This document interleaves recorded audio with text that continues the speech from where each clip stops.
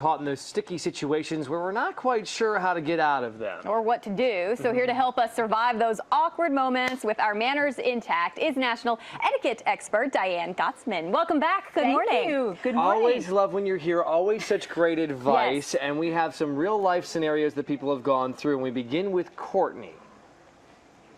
I enjoy going out with my friends to different bars and restaurants within the area, but sometimes I get stuck paying for food and drinks that I didn't get. What do I do? Yeah, that's such a common situation, Courtney. And you know what you do is, I think you just be up front. You know, it's an unwritten law that if you go out with friends, you know you're going to probably just split the bill, put your credit card in most of the time. But if you continue to get stuck, if you don't drink, or if they order way too much and you know that's going to be the habit, just say, listen guys, I'd love to go with you. I have so much fun, but I am just going to pay for my own because I'm not the drinker you guys are. You know, just make it lighthearted, be honest, and let them know in advance. Don't wait till the end of the night and then pull out your calculator and start. So yeah, just say it right up front. That's why I only hang out with people that drink at the same level I do, so we can split the bills easily. That's right. Okay, so let them know right out of the gates. Yes. I'd like to only pay for what I eat and drink. And you don't look cheap. You know, you don't look cheap if you say, you guys y'all are bigger drinkers than I. I don't even drink. You shouldn't feel bad about it. You really shouldn't. Next question comes from La. So, what if you sit on a plane and somebody is under the weather and it makes you under the weather? What's the best way to get away from them sick people? Oh, I don't know if you can get away from them. You know, that's the reality. To have your seat changed. So what you can do, yes, you can. You can ask to have your seat changed. Chances are they're not going to change seats. It's going to be booked.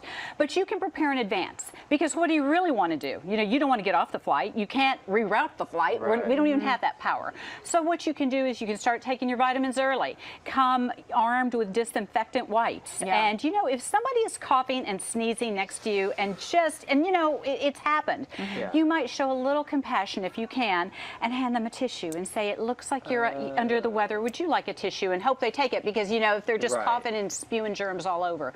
But really, it's about arming yourself to be prepared in advance. I think they should hand out masks for everybody when you get on the plane, so you don't feel like the weird one if you are wearing it. Yes. We have all had that experience. And we're limited what we can do. And, you know, you can get sick. Absolutely. But the reality is, you have to just take as best care as you can. It's also the price of flying. Yes, disinfectant wipes are your friends. Take your zinc and your emergency and your disinfectant wipes. Okay, this question comes from Nakia.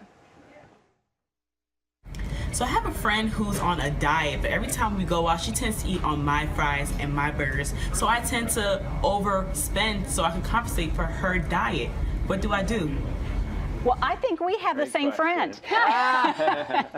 So, you know, what you do, again, friend is the operative word. Listen, Susan, you are always on a diet and you're always eating my fries, and most of the time I don't mind, but I'm hungry today. So, you know, you have two choices. You can either extra order for her, you know, because you know she's going to order, or you can just let her know in advance, okay, this is my food today. So you're on your own. And you know, if you're friendly and if you are, again, it's the tone of voice, they get it. They get it. Stop eating my fries is different than, hey, I'm going to eat all my fries today. If you want some, you should probably order. You should order. Or should I order an extra jumbo fry today? Because, you know, your diet is making me hungry. Here's our next question. I noticed on social media that several of my friends went out to dinner and I was excluded. I'm feeling hurt and a bit angry. Should I confront them and ask them why I wasn't invited? No. Okay, Do not confront them. But you want to. You want to, but guess what? Our friends have lives of their own, and they can choose who they want to be around. You know, we all don't have to be exclusive with, I mean, you know, inclusive with every single, you know, outing. So although we want to say something, I think you should refrain. And if it continues to happen and you think, well, something's going on, then ask. You know, did I do something to hurt your feelings? Am I ordering too much food? Eating your fries? Drinking too much, not splitting the bill. So again, it's about being upfront, it's about being honest, but at the right time. You don't want to just be oversensitive, because then you appear oversensitive. Right. Well, with social media now, we see every time everybody gets together without us. All right. Diane, you are sticking around because we've got a lot more awkward situations that we have not gotten to yet. And you are going to answer some more of these types of questions coming up at 9:50. Come her back with a few more awkward moment dilemmas. Thanks for staying with us. Sure. All right. This is a very juicy one. We were talking about the fact that Chris Styles is here this morning because he's going to be, you know, at a wedding expo that's coming up. Lots of questions about wedding etiquette. Yes. All right. Yes. Let's get started with the very first one, and that is from Dave. My friends are getting married, and they asked for me to help pay for their like lavish wedding, off in the tropical paradise. I'm on a budget. Can I just get them a gift instead? You can, Dave. So he's kind of talking about when people solicit money for like the honey fund and help contribute toward our wedding. Yes. It's like crowdfunding. It is crowdfunding.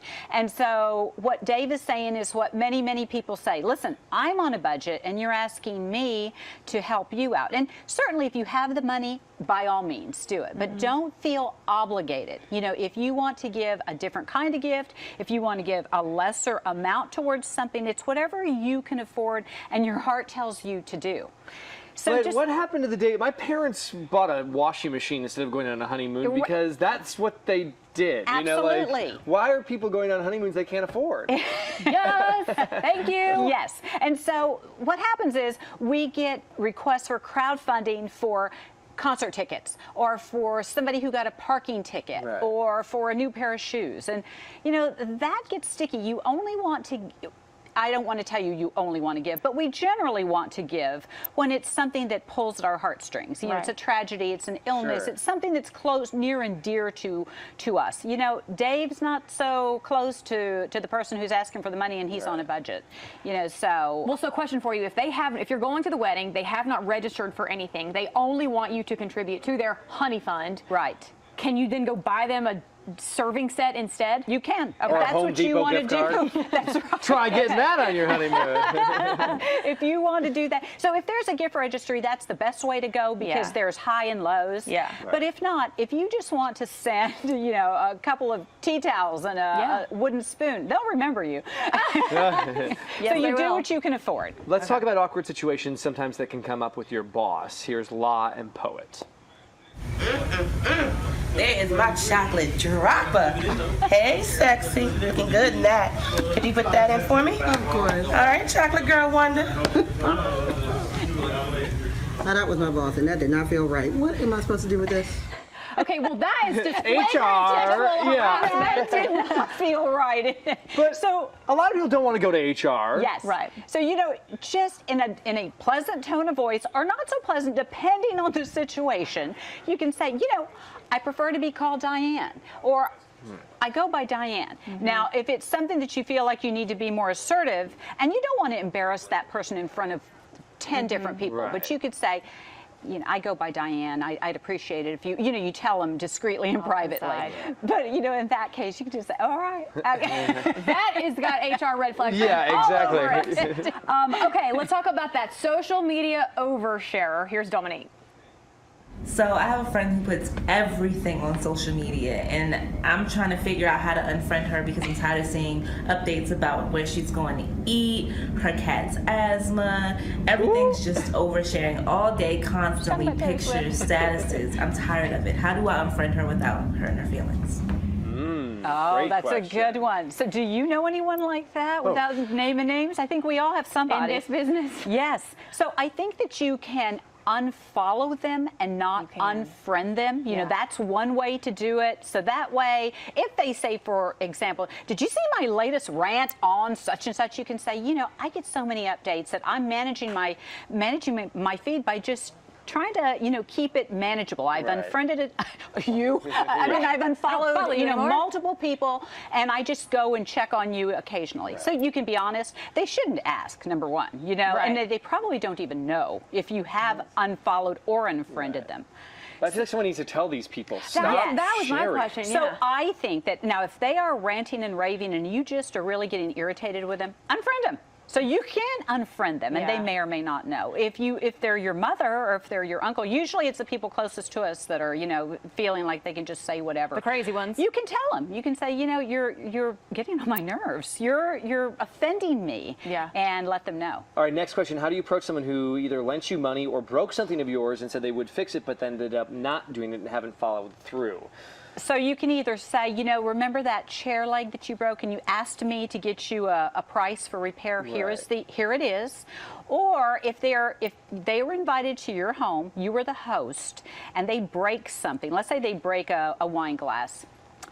You know, they say, well, let me repair it, or I mean, not repair it. Let me replace it. You can say no. You know, really, the host does not charge you if they break something. You're charging people for wine glasses when they come over. Somebody come and break a crystal wine glass, and I mean. So I didn't ask for money, but I thought they should have offered. They should have offered, and then you would have said no, really. Now, if they she would have said, okay, that's fine. So if they would show up with it, that's a different story. But you don't expect it from them, unless they said, please follow up with me about that dent in the bumper. You know, that I bumped your car as I approached. You know, that's a different story. And real quickly, I want to end on this one, another wedding one. How do you decline party or wedding invitations when you aren't allowed to bring your partner due to hosting the host trying to save money? Back again to this throwing these parties that you can't afford. Yes. Okay. So you just decline. So if you can't bring your guest and their name is not on the invitation, that means that they're not invited. You just RSVP that no or no thank you or whatever it is. And if they say, why aren't you coming, and say, I've got other plans, or I noticed that my fiance wasn't on the list, and so I think we're going to wait for another time and we'll take you to lunch. But on the flip side of that, if they are newly in a relationship with someone, should they expect to get a +1? No. If they've just started dating If they are somebody. newly in a relationship, they should not expect it, and especially if you're on a budget. Especially if they're being frugal and this couple is on a budget, not asking for all of their bills to be paid. I decided if I ever get married, I'm going to sell tickets to my wedding. Be like, it's $150 that gets you dinner and overnight stay. So we'll be back here talking about that. I was going to say, we probably continental breakfast in the morning. We probably are not too far off from that idea, actually. Bring whoever you want. Just wait. Yeah, there'll be alcohol there. All right, Diane, your website for folks who need a little bit of help in all these arenas. DianeGottsman.com. And your beautiful book, which has so much great information. Yes. We always love having you here, Diane. Thank you so much. Pick up the book. We all need it.